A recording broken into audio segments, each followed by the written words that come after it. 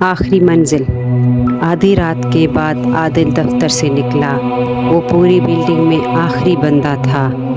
تھکا ہوا اس نے لفٹ میں قدم رکھا اور گراؤنڈ فلور کا بٹن دبا دیا۔ پرانی لفٹ میں مدھم سفید لائٹس، عادل کی آنکھیں نیم بند، کندھے پر لیپ ٹاپ بیگ۔ لفٹ ایک جھٹکے سے رکتی ہے، روشنی ٹمٹماتی ہے، دروازے کھلتے ہیں، مگر یہ گراؤنڈ فلور نہیں تھا۔ وہ ہچکچاتے ہوئے باہر نکلتا ہے، فون پر سگنل نہیں، ہر دروازہ ایک جیسا، نمبر کے بغیر مکمل بند۔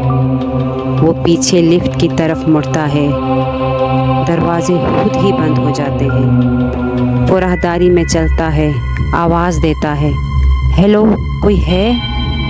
اچانک ایک دروازہ آہستہ سے کھلتا ہے، صرف 1 انچ، اندر مکمل اندھیرا۔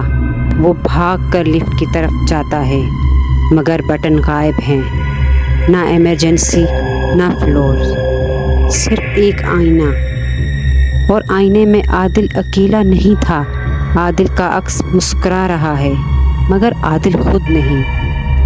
روشنی دوبارہ جھپکتی ہے، لفٹ نیچے جانے لگتی ہے، مگر ڈسپلے پر کوئی فلور نمبر نہیں، صرف ایک لفظ لکھا ہے، نیچے۔